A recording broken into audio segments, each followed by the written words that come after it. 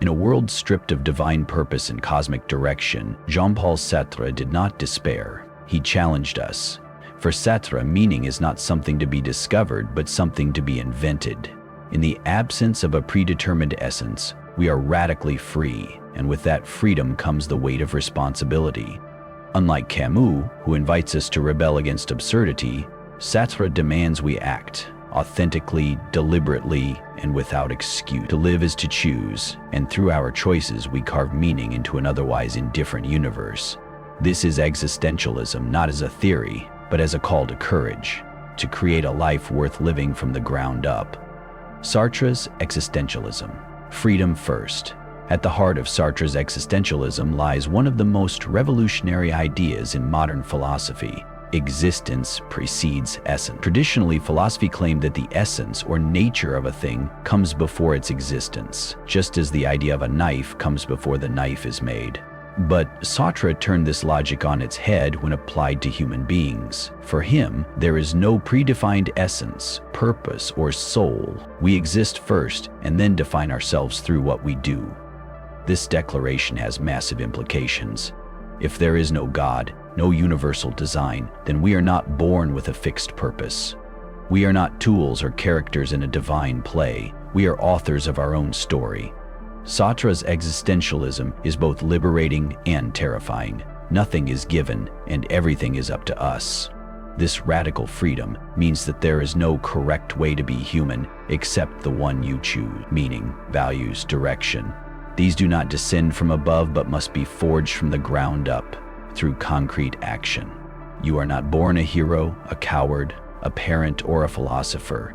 You become one by living. But this freedom does not come without weight. If there is no script, then we must write our own. We cannot fall back on fate or nature to explain who we are.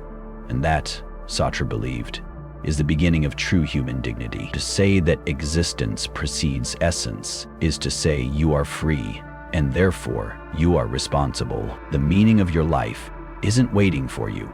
It is something only you can create. By living deliberately, choosing boldly, and refusing to look away from the freedom that defines you. The responsibility of being free. Freedom, in Sartre's philosophy, is not the casual liberty to do what we like. It is a total, inescapable condition.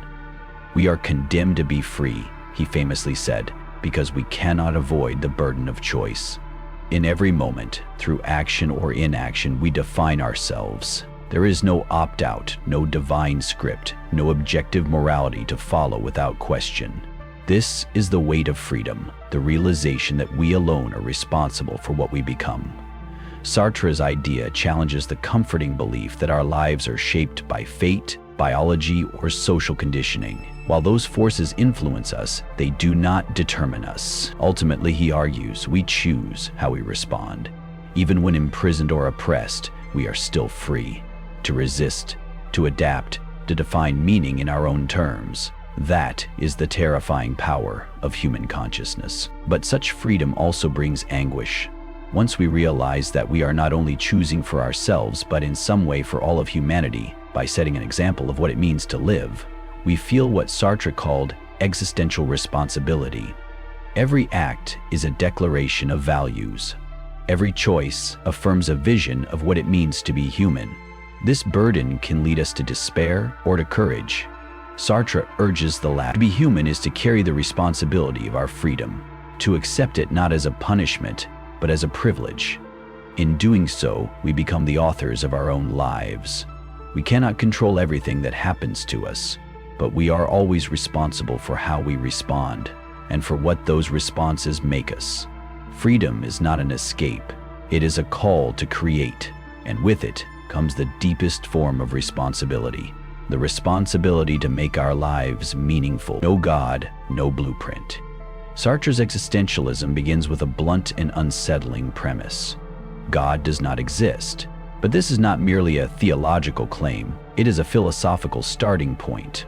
Without God, there is no divine plan, no moral blueprint, no pre-written essence to guide human life. This absence, Sartre insists, does not make life meaningless. Rather, it means that meaning is no longer given, it must be created.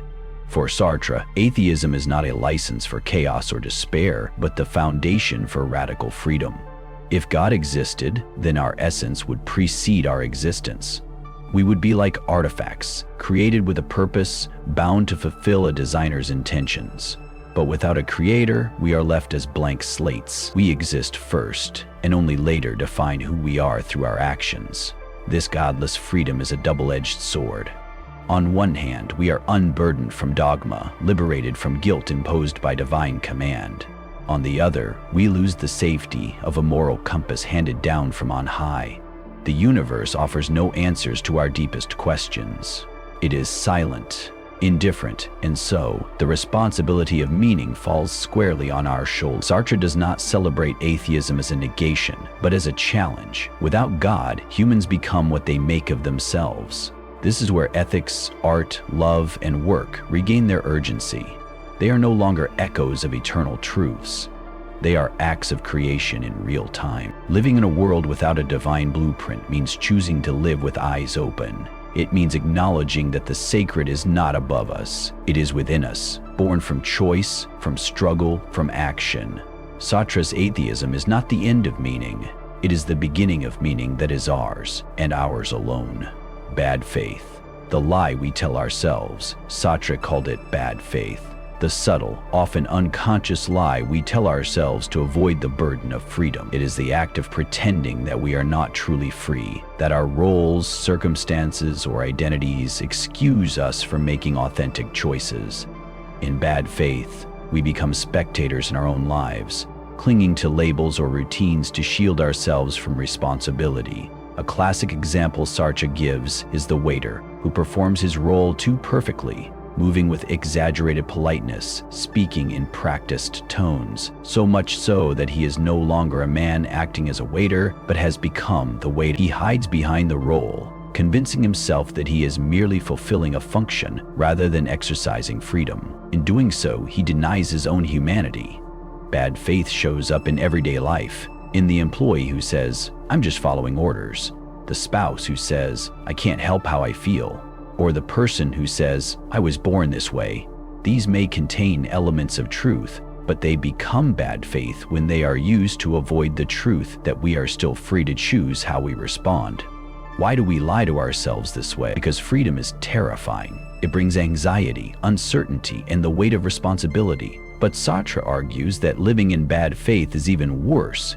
It is a denial of our very being. It is to live in self-deception, avoiding the challenge of becoming who we are. To break free of bad faith is to reclaim our agency. It is to stop hiding behind excuses, roles, and social scripts, and to act from a place of authenticity. For Sartre, honesty is not just telling the truth to others. It is telling the truth to ourselves about our own freedom. Authenticity. Living in truth. Authenticity, in Sartre's philosophy, is not about being yourself in the superficial sense. It is about living in full awareness of your freedom and taking responsibility for what you do with it. An authentic life is not given. It is forged through choices made without excuses, illusions, or self-deception.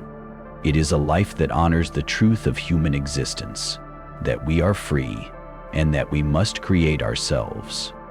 To live authentically is to resist the temptation of bad faith.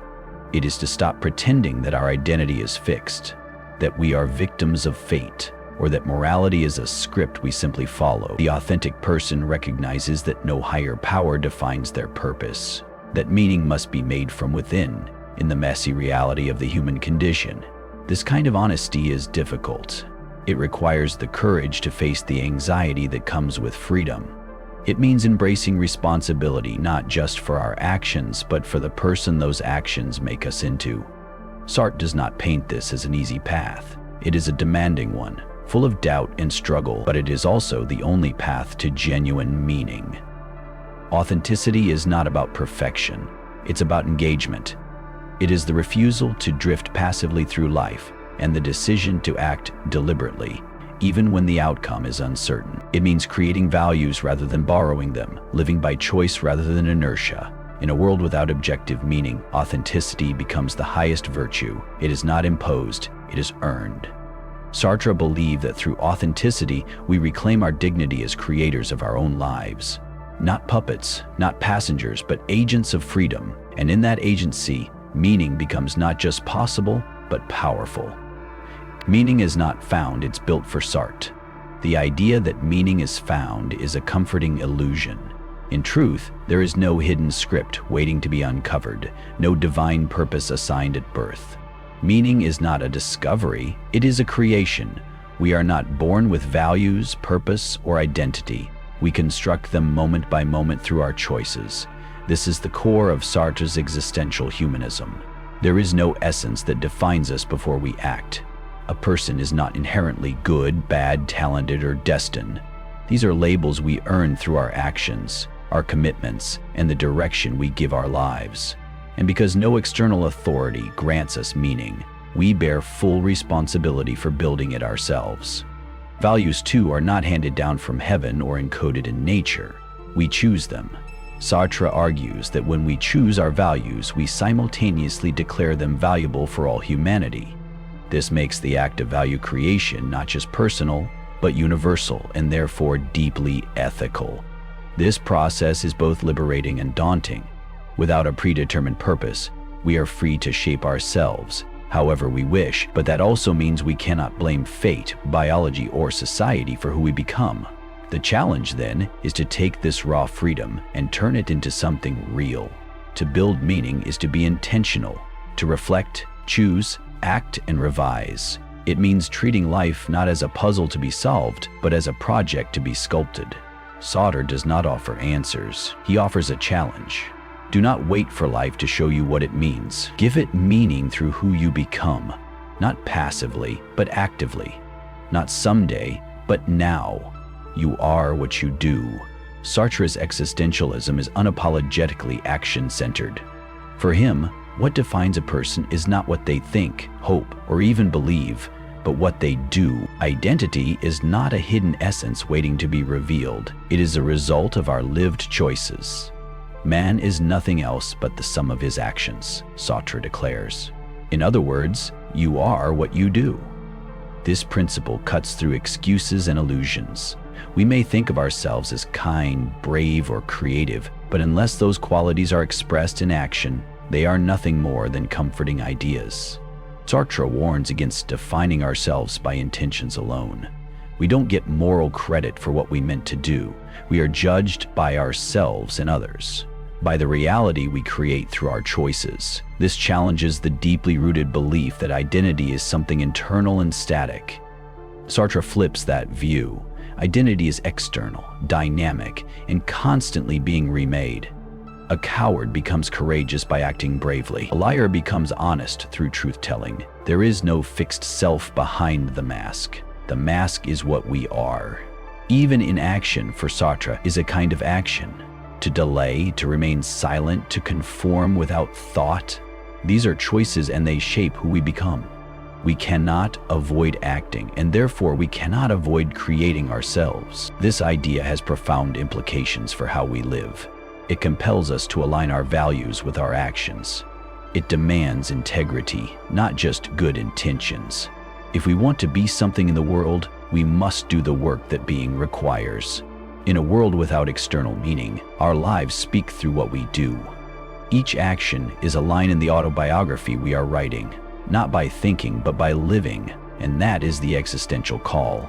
To live as if your actions are your essence, because they are. Anxiety, anguish, and liberation. Sartre understood that freedom isn't always exhilarating, it's often terrifying. When we grasp the full scope of our freedom, we're met not with joy, but with anxiety. This existential anxiety or anguish is not a mental illness to be cured, but a profound recognition of our condition. It is the emotional weight of knowing that we alone are responsible for who we become. Anguish arises when we understand that there are no external authorities to validate our choices, no divine commandments, no absolute moral laws, no predetermined fate. In every choice we make, we shape not just ourselves, but a vision of what we believe humanity should be. This is what Sartre called the burden of universality. Rather than flee from this dread, Sartre urges us to embrace it. Why? because it is evidence that we are awake. Anxiety, in his philosophy, is not a sign of weakness, it is a symptom of freedom. It shows that we are no longer hiding behind excuses or roles. We feel anguish because we understand that we are choosing and that our choices matter. This existential discomfort can become a doorway to liberation. When we stop running from anxiety and start accepting it as part of the human experience, we begin to live more deliberately. We stop pretending that we are determined by our past, our culture, or our biology. We see those things, but we also see beyond them to possibility. Freedom is not light, it's heavy, but it is also beautiful. Sartre does not offer comfort, but clarity. The anxiety you feel when facing a big decision, that's not something to avoid. That's life reminding you you are free, and what you do next will define who you are. Creating meaning in a shared world. Sartre's existentialism is not a call to radical individualism. It is a call to responsibility in a shared world. While meaning is individually constructed, it cannot be created in isolation. Every choice we make, every value we live by, affects others and shapes the world we share. The challenge is to create meaning for ourselves without denying the freedom of others to do the same. This creates tension. If I am free and you are free, how do we live together without falling into conflict or chaos? Sartre's answer is not a rigid moral code, but a demand for respect and authenticity. To live ethically is to recognize others as fellow creators of meaning, not as tools, enemies, or extensions of ourselves. He was particularly wary of what he called the look, the way others can reduce us to objects through judgment. But he also understood that we do the same in return. True freedom requires that we resist turning others into objects and instead engage them as fellow subjects, as people who are, like us, forging meaning in a silent universe. Sartre believed that social and political engagement were extensions of this responsibility. If we are truly free, then we are accountable for the kind of world we participate in creating. This led him to support causes of justice, resistance, and liberation, not because he believed in an ultimate morality, but because human freedom is sacred. To live meaningfully in a shared world is to act with awareness, not only of your own freedom, but of everyone else's. Meaning becomes not a private treasure, but a public contribution. We create ourselves, yes, but we also help shape the world others must live in. In Sartre's eyes, freedom is not isolation, it is coexistence. And meaning, therefore, is a shared responsibility, the courage to be. Sartre's final challenge. At the core of Sartre's existential vision is a challenge. To have the courage to be, not to exist passively, drifting through life on autopilot, but to become someone through conscious, deliberate action. In a universe without built-in meaning, our task is to create meaning, not through belief, but through being. This act of self-creation is not easy. It requires strength to face the absurd, to accept freedom, to live without excuses or guarantees. Sartre does not sugarcoat the difficulty, but he insists it is possible, and that doing so is not only meaningful, but heroic. The person who accepts freedom and uses it well becomes a kind of existential artist, sculpting a life out of raw uncertainty. Courage, in this context, is not fearlessness. It is acting despite fear. It is choosing, knowing you are the one who must live with the consequences. It is saying yes to responsibility in a world where nothing is promised. It is doing the hard work of meaning-making when it would be easier to surrender to convention or apathy. To live this way is not to find perfection, but to strive for authenticity. Sartre reminds us that we will fail, stumble, and contradict ourselves, but these imperfections are part of what makes the journey real. What matters is not arriving at a final truth, but committing fully to the project of becoming. Creating meaning, then, is the ultimate human act. It's how we honor our freedom. It's how we answer a world that offers no answers. And in doing so, we become something greater than what we were. We become authors of a life that matters, not because it was destined, but because we dared to make it matter.